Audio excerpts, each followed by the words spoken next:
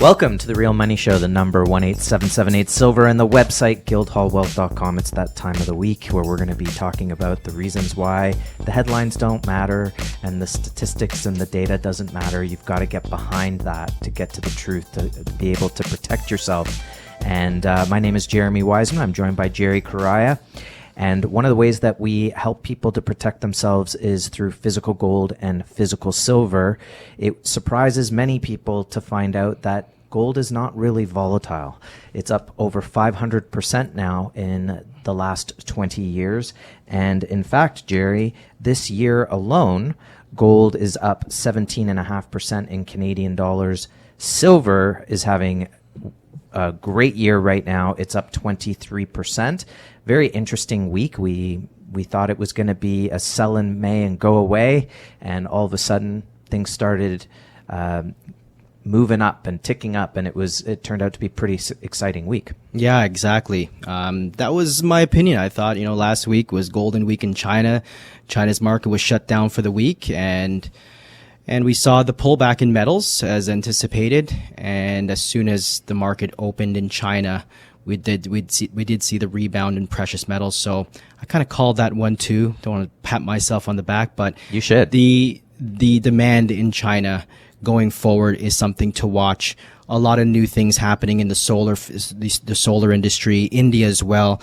A lot of manufacturing going to be done. I believe it's Philips that's going to be opening up a semiconductor. So it's a lot of demand news in this region. Of course, this is who's driving the demand right now. And don't forget, they've been adding to their central bank. Nonstop. They continue to buy gold hand over fist. 18 straight months. So we got to keep watching this, but not just watching. We're not on the outside looking in. We got to be on the inside as well.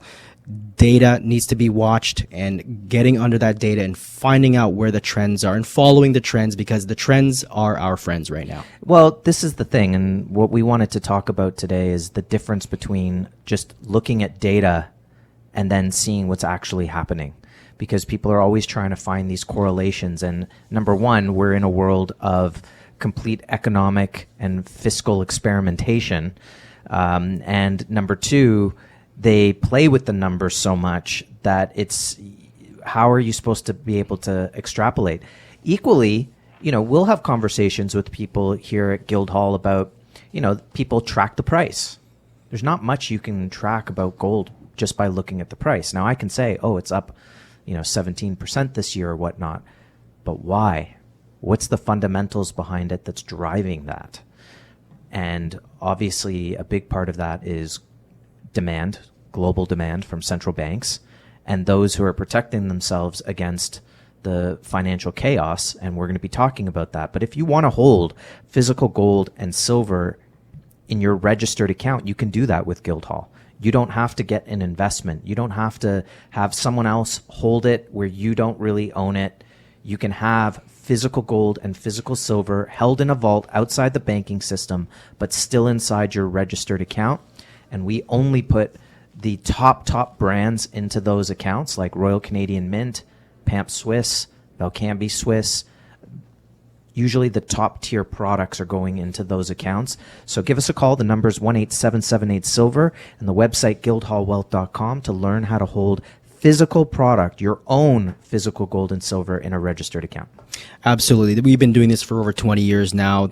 Since 2002, we've been specializing in helping Canadians and global citizens around the world to get into the physical precious metals market.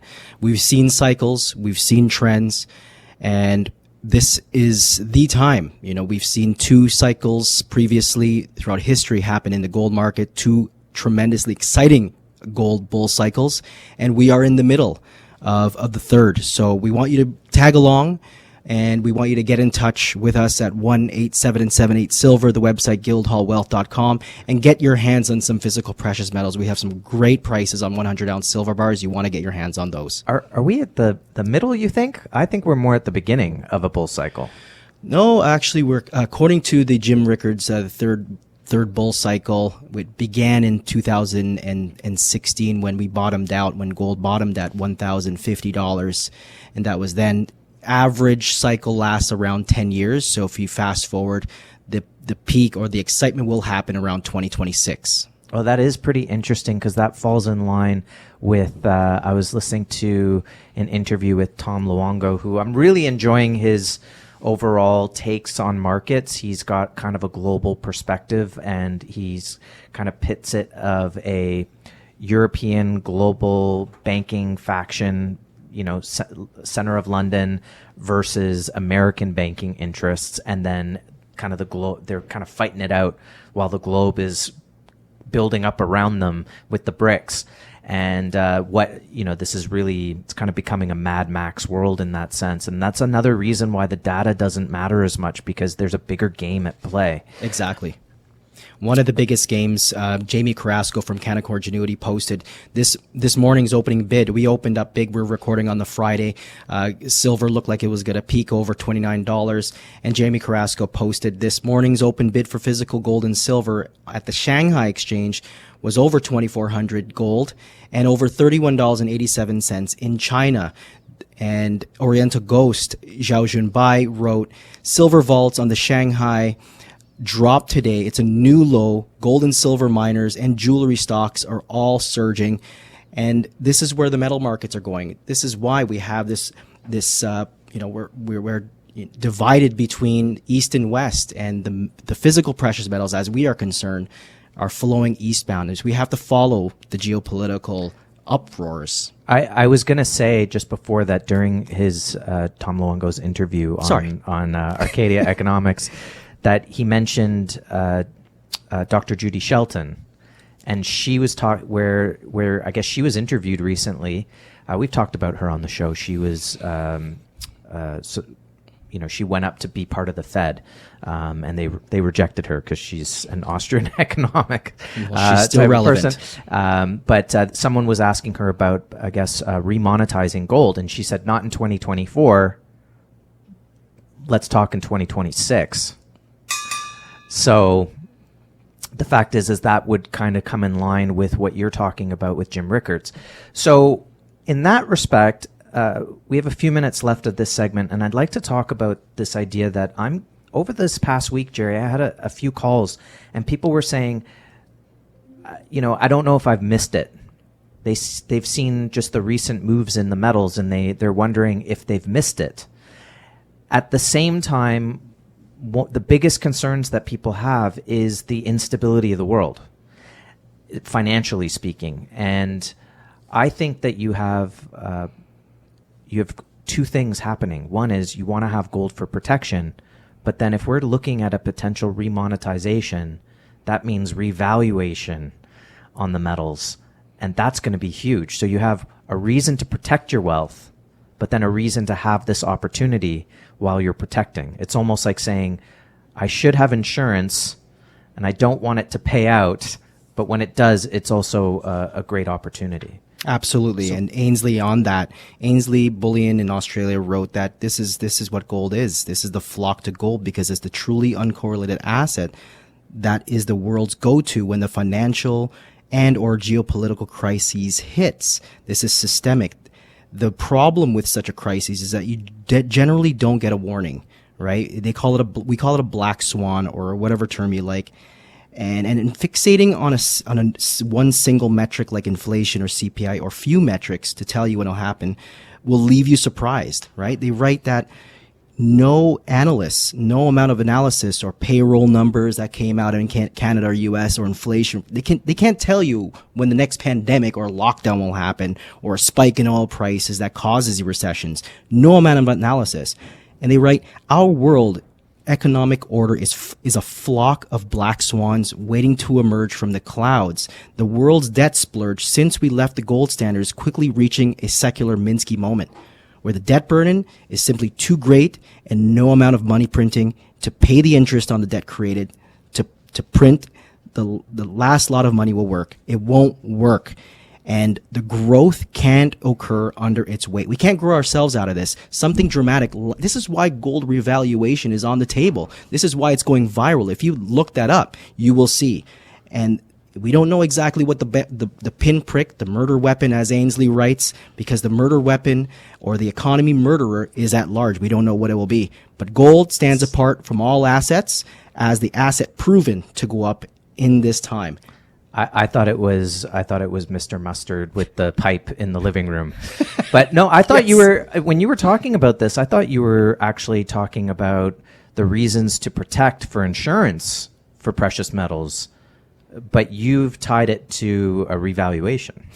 We don't know what's going to be. I mean, if we posted on X today, in light of all of these black swans, that these potentials, we posted Crescat Capital's famous history of gold cycles. We want you to check that out on our X, because while we have this murder at large, we're in the middle. If you think you've missed the boat in this gold market, yeah, it's exciting. Markets are up, but we have not seen this thing rally yet. And if we look at the third gold cycle, the first two we talked about with Jim Rickards included falling gold production, China's demand, about 3 points as to why we had a drive in that second or first cycle. But in the next segment, we're going to talk about, all of these drivers supporting this next explosive gold cycle. You don't want to miss this. No, and I should tell you guys what Tom Luongo thinks the price can go to, and it's easily double from where we are. So if you think you've missed something, you haven't. We've got a long, long way to go in the market. I believe he was talking about potentially $7,000 gold, which, imagine what that could mean at even a 50% ratio to silver. You'd be talking, well into the triple digits on silver. So great opportunities out there. Give us a call for your physical precious metal. The numbers 18778 silver. The website, guildhallwealth.com. You can hold it physically, take delivery, have it in a vault for security, or even put it in an RSP, a registered account, Lira, LIF, RIF, and you can secure your retirement with physical gold and physical silver. This is The Real Money Show on 640 Toronto. We'll be right back. Welcome back to The Real Money Show. The number 18778 silver and the website, guildhallwealth.com. We're talking about trusted, secure, stable assets that stand the test of time, and that is physical gold and physical silver. Jerry, I know we're going to get into the 3 cycles, and then we've got this video that we're going to do the audio from Biden's economic advisor. It's crazy. It's an abomination. It's hilarious. I thought it was fake. The headlines write themselves at this point. They do. But I wanted to just very quickly talk about the PSYOP on gold, because I notice people worry about the potential of confiscation and these type of things, which I'm not, when you look at inflation as a confiscation tool, income tax, Peter Schiff put out something recently saying, I guess he was having a debate with Nouriel Roubini, who was happy to pay income taxes. And he was saying, well, you probably get a lot of write-offs, let's be honest. But he said that serfs paid half the amount of taxes that we do. Imagine that. Wow. That's how bad it is. And, I know the American Revolution was started for way less than the amount of income tax people are paying today.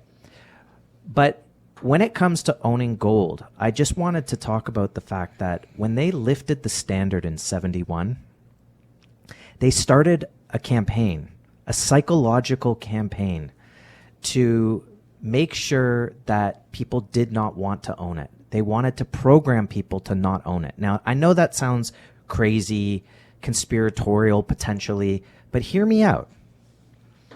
After gold got lifted from the standard, we started to hear that gold was volatile. And if you go back in history, it was never volatile. I mean, if you just look at the gold standard from 1944 to 1971, it was $35 an ounce. So it was always very, very stable, and that's what backed the money. And it only became unstable after they lifted the standard, and the reason for that is twofold. One, it's because you printed a whole bunch of money, and that's gonna raise the price of gold, and you can have some volatility in that. But more importantly, it was the invention of the futures market, the commodities exchanges, where they could play with the futures market and naked shorting and get these swings. And then they would say, you don't want to hold it, it's too volatile. And then they would say, you don't want to hold it, it's it doesn't pay interest. It doesn't pay a dividend, as though it's about the future, the modern monetary system, right? You don't need the past where you didn't get interest. You want dividends. You want to be involved in the modern financial world. And people believe that. And of course, gold isn't supposed to pay you interest. It's money. It doesn't have a counterparty. Interest is paid when there's a counterparty. And then at that point, they'd just say, it's just a barbarous relic. Why are you buying that? It's a barbarous relic. Don't you know? And then, but if you must insist, if you absolutely insist, please invest, and I put that in air quotes, in this pool account, in this gold-backed fund, in this ETF. A certificate. In this certificate. Please put your money into something where someone else will own it and you will invest in the custodian or the company that's providing that vehicle. And we put this on our X. I found someone put out the sheer amount of money and ounces owned by these custodians that's not owned by the people who are quote unquote investing. And it's billions and billions of dollars. And so I find it ironic when people talk about the concept that the government may want to confiscate physical gold like they did in 1933, before World War II, before the Nazis, before the brown shirts, right? That they somehow, that you're the one person who's managed to not fall for that psychological operation. Right. Right? You are a part of a very small select few who demand to buy it outright, physically, maybe even have it in your registered account, outright, allocated, owned directly by you, stored in a vault, right? Physical. You're one of the few people who've made that decision. It is way more expedient for a government. I know this was a bit longer than expected. There's a government does not care for that. Right. They take the easy stuff. They take inflation. They take we'll say inflation's 2%. Yeah. We'll get you 20% every decade. Exactly. And in line with that, the US debt clock just a couple of days ago posted on the secret window, inflation is theft by another name. This is exactly what it is. Inflation is theft. And if you think that you are not involved or you're not being negatively impacted by inflation, you're wrong. And banks... Well, everyone knows they're affected now. But the bullion banks or the banks and central banks and countries, they're not acquiring those financial derivatives, those instruments that replicate gold. They're going after the bullion because bullion reserves perform when these conventional arrangements such as failed currencies, failing banks, financial assets and paper, these things fail. I mean, today, are we seeing bank failures? We talked about the first one for 2024 last week. There will be more. And now we have economists citing recession coming up for 2025. This is the real deal, and we have to be financially ready for this. And by converting out of failed fiat currencies into physical precious metals, that is the only way to insulate. The number 18778-SILVER, the website, guildhallwealth.com. I don't know who said this, but someone swears by you own physical gold to hedge against the incompetency of central bankers. Exactly. So let's talk about Biden's economic advisor. There was a video that completely went viral this week. It's by Jared Bernstein, who's an economic advisor to Joe Biden. And he's being interviewed for a documentary, and I think the person doing the documentary is pro-modern monetary theory. Now, understand that modern monetary theory is essentially you can just print the money. It's just saying that we don't understand. We know you print money, so just print the money and pay for it. It's basically the same intellectual, no offense, I know some teenagers are smart, but it's sort of the intellectual equivalent of, but I have my daddy's credit card and the money just comes out of nowhere. So why can't I just keep buying things on the credit card? That's effectively what modern monetary theory is. So we're going to play the clip and then we'll come back and get Jerry's reaction to the whole thing, and it's going to be bombastic. Love it. Let's do it. The U.S. government can't go bankrupt because we can print our own money. It obviously begs the question, why exactly are we borrowing in a currency that we print ourselves? I'm waiting for someone to stand up and say, why do we borrow our own currency in the first place? Like you said, they print the dollar. So why does the government even borrow? Well,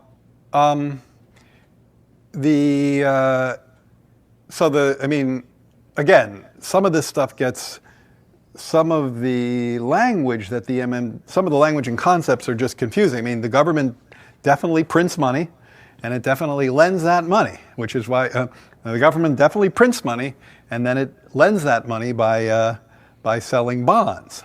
Is that what they do? They sell bonds. Yeah, they sell bonds, right? Since they sell bonds and people buy the bonds and lend them the money. Yeah. So a lot of times, at least to my ear with MMT, the language and the concepts can be kind of unnecessarily confusing, but there is no question that the government prints money and then it uses that money to I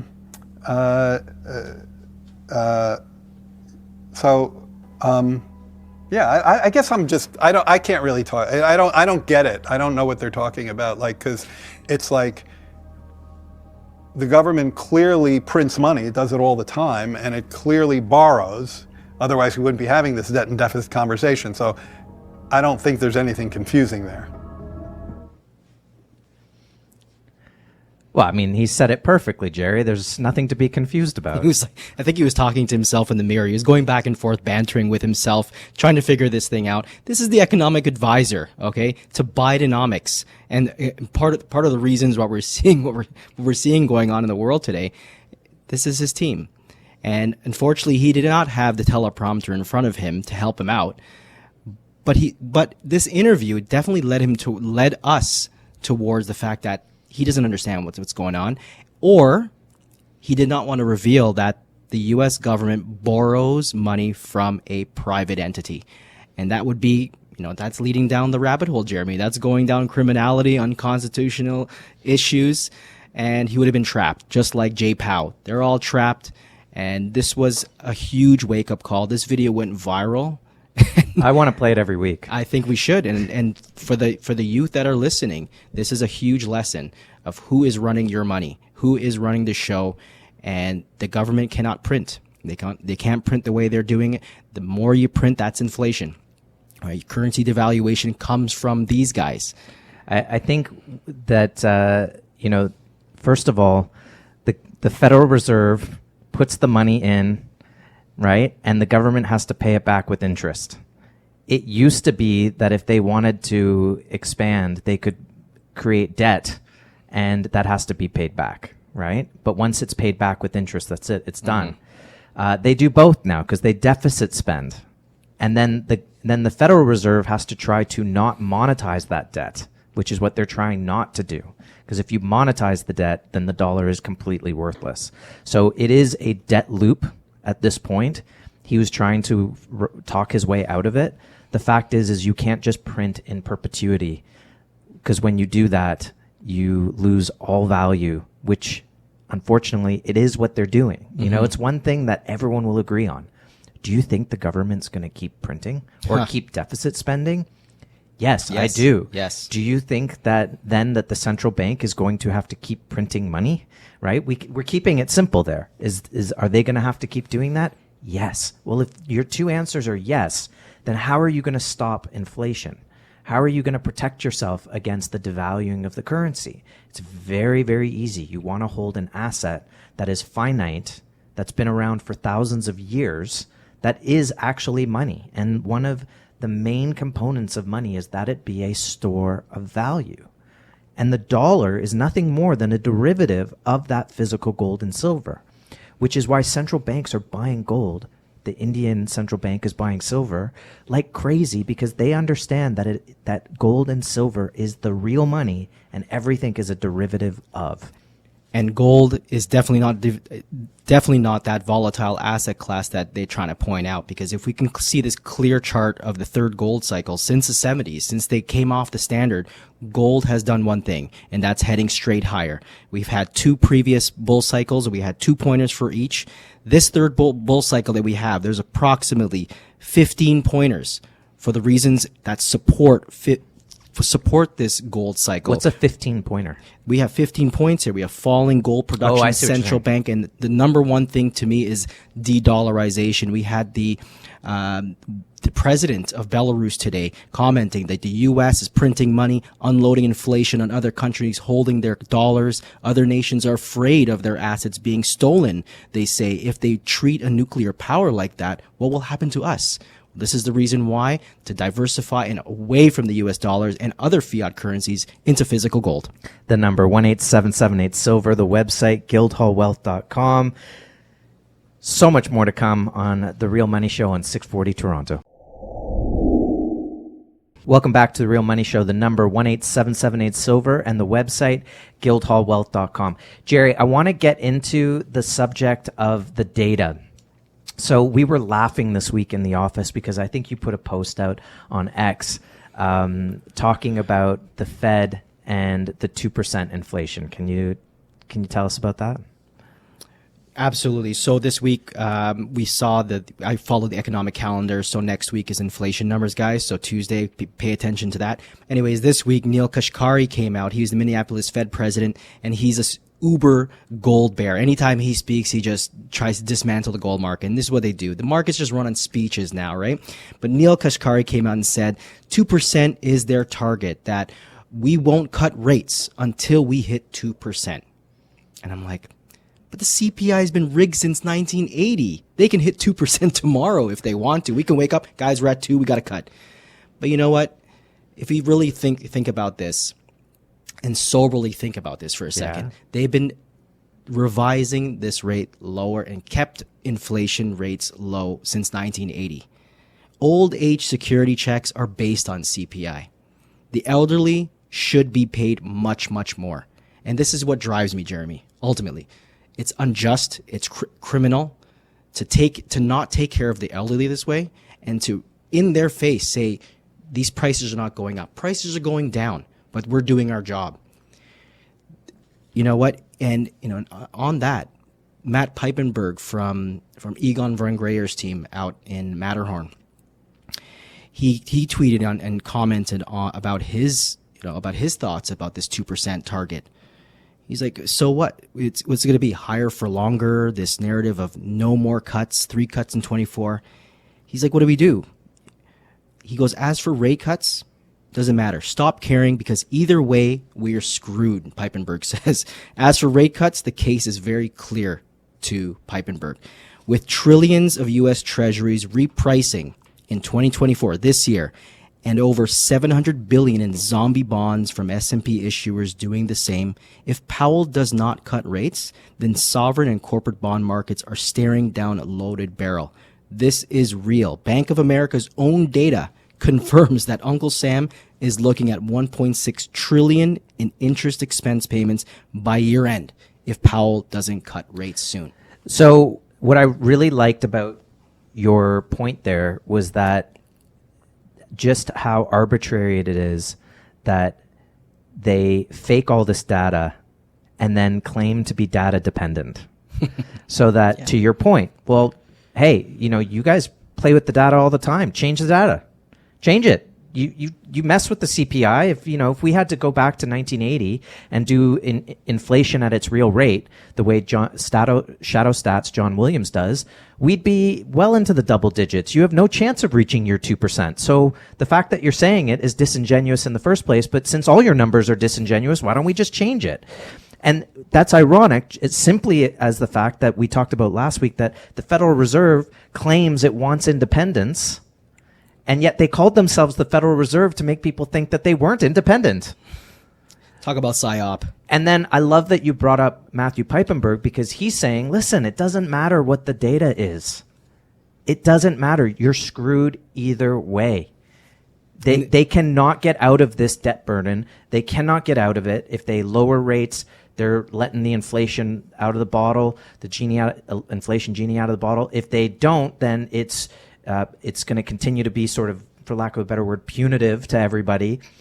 Now, again, going back to what Tom Luongo was saying on his show, he's like, but if you put it in the context of Central European banking interests against American banking interests, you kind of come up with the Fed is the enemy of my enemy, which makes them my friend. Like they're trying to defend the dollar.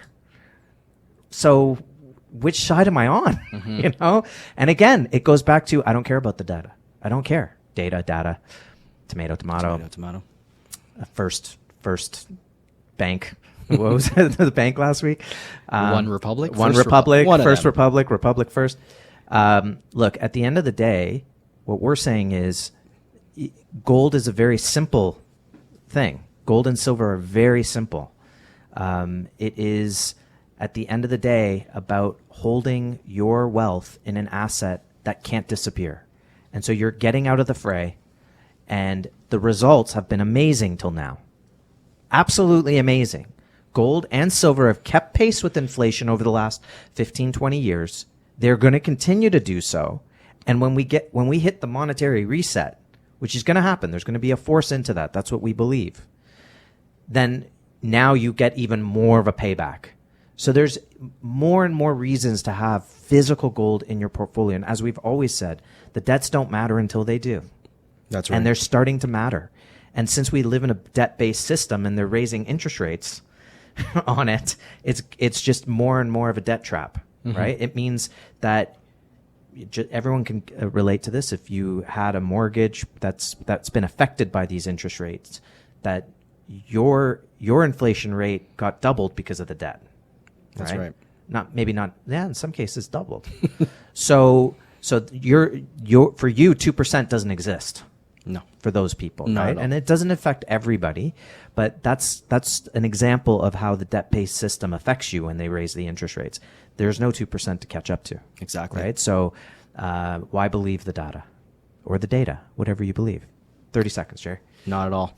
And when we have a Federal Reserve that is totally out of sync and gaslighting the people, and especially when they just added a new line item in their financial stability report a couple weeks ago, runnable liabilities, runnable money. Can your money run? According to the Federal Reserve, your money can run. Run where? We don't know. There are bailouts, there are bail-ins, but gold won't run on you. Gold will be there when you need it most. Gold and silver will be there for your family, and gold and silver is the go-to. The silver squeeze is on, and this is the most exciting time to be alive, Jeremy. We are so excited. The opportunity in precious metals to actually get ahead, pay off your debts, even own a home. This is the key to the financial system security. This is the key to even bring and restore the U.S. dollar away from the U.S. Federal Reserve note. That must end, Jeremy. Yeah, I think that 1,000 ounces of silver today, Jerry, in Canadian dollars, I think we're close to about $40 an ounce in Canadian, right? Yeah, just about So you're talking about 41K, 40,000. Okay, so you're talking about 40,000, and we believe gold could easily get into the triple digits. I believe 150 or even higher. And if you're at $150 an ounce with 1,000 ounces, the gains on that is going to be tremendous. You're talking about 3 times your money on that, and comparing that to a stock market that's just been inflated by how much of this debt and how much of this money printing has gone directly into the stock market. Look at the PE ratios. So how much economic engine power do you need to push these things higher? You're at the point where it has no choice but to collapse, or you're just going to keep printing the money, but there's a limit to what the gains are going to be from there on moving forward. The number 1-877-8-SILVER and the website guildhallwealth.com. More to come on The Real Money Show on 640 Toronto. Welcome back to The Real Money Show. The number 1-877-8-SILVER and the website guildhallwealth.com. If you want to just get started, we recommend always a crawl, walk, run strategy. So if you're new to the market, you want to start small. Pick up maybe a tube of silver maples, even a 10-ounce bar of silver, maybe a 1-ounce bar of gold. Get it, hold it in your hand, understand that it's a retail product, and I always find that it's a great place to start. Understand the cost of doing business, what it's like, what it looks like, what it feels like. And then from there, you can build up to, okay, well, maybe I like this. I'm going to continue and do it on a monthly basis. And before you know it, you've got 250 ounces sitting at home and you've watched the market move up $5, $10. Maybe in the next year, it goes up another 20%. We believe things could start happening quickly at this point. So then, people tend to move. They say, okay, I've got this lira that I've not been gaining on for the last 10, 15 years. My advisor has been doing quite well, but I haven't really seen the gains. So sometimes you want to make a bit of a change. You want to start to diversify. A lot of times people will come to us because they realize, oh, maybe I should have some insurance for my wealth. Here at Guildhall, we kind of work the other way around. We start with the physical gold and silver and then move from there. But that's a great way to go too. And so taking it slow, seeing how it moves, not trying to dive into the deep end, we always find that people find their way, they get comfortable with it, and that breeds confidence, and they're really excited about the next step and the next step. And as well, what's also been great to see, obviously recently, gold and silver are up in the double digits, how quickly that it could turn around and that they're making money already, right? Which is amazing to see, especially if your account's been meandering for a very long time. Right. And that's, again, this is just the insurance policy of the portfolio. So consider having some physical hard assets in a portfolio, and one of those physical hard assets could be a natural fancy colored diamond. We're going to be keeping our eye on the 101.29 yellow diamond brooch that's going to be going into Sotheby's sale coming up shortly, and it's going to be a $7 million diamond for a 100 carat yellow, and we'll see how it goes. I know that at auction the diamonds have started to shine again, natural fancy colored diamonds, and it's because they are so rare. And what's been really great is the Fancy Colored Diamond Research Foundation is able to really pinpoint just how rare some of these diamonds are. So something like a 1 carat vivid that we have here at Guildhall that might be internally flawless, which is absolutely the cleanest diamond internally, maybe 30 a year. And that doesn't say what kind of yellow it is, if it's a strong yellow or if it's if it's a really strong vivid or if it's a lighter vivid, and it doesn't really say if it's a deep or shallow. But you can say, well, look, if there's only 25 to 30 of these a year, we're in very, very elite company. And that's what I appreciate the most. And what is so important is that we do have the data now, not just pinpoint these diamonds, but that the Fancy Color Research Foundation can provide us with the definition of rarity.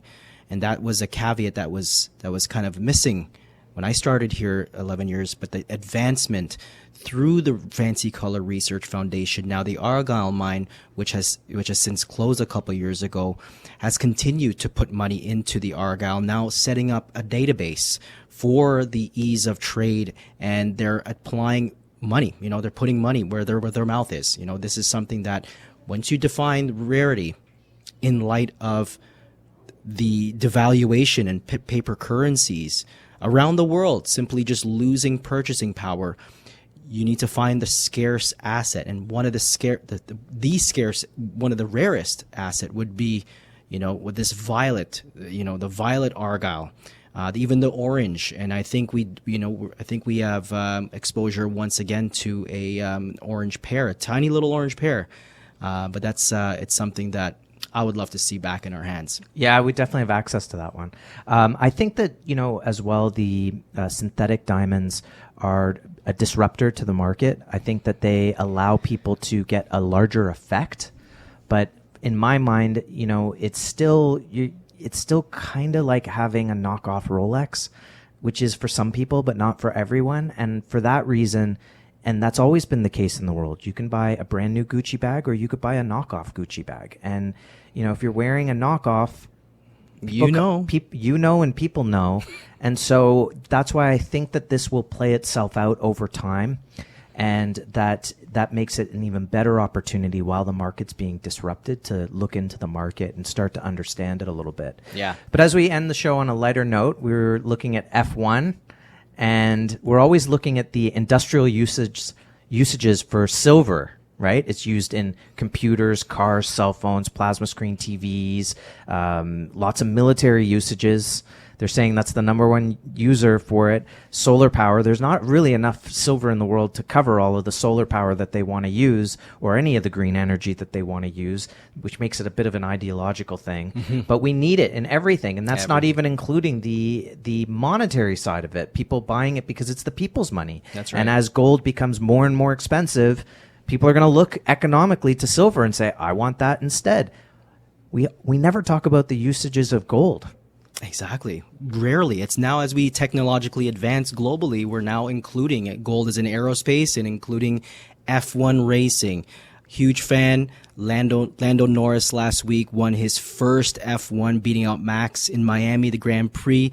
Trump was there. He's on the tarmac with Barron there, and people were just so upset. Not to mention, seeing Max lose, but the prices at the F1. You had lobster rolls for $280. You had What? That's crazy. Chilled prawns for $290. Yellowfin tuna poke $170.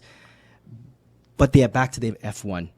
The McLaren vehicle that won, McLaren team that they use, the Formula One team uses 22 karat gold in strategic positions around the heat shield to optimize performance. It has all to do with heat shielding, and gold is a superheat reflector. This is why it's used in aerospace. And of course, the McLaren team is going to be using gold. They won gold, and you're going to win with gold as well. Be like the F1 racing team, McLaren. Be a winner. Own gold. Well, the financial system is getting very hot, and we want to get out of that. We want to shield, and so gold will definitely do that. I want to thank everyone for joining us. If you've missed a show, you can see it on YouTube and catch us on Rumble. As well, check out our X as well as Instagram. We're putting out some information throughout the week that you will not want to miss. And I think it's great just to be able to keep up with all of the news that's coming out constantly and be able to understand these markets. The number 18778-SILVER, the website, guildhallwealth.com. It's all about physical assets, physical gold, physical silver. Consider holding it in your registered account. This has been The Real Money Show on 640 Toronto.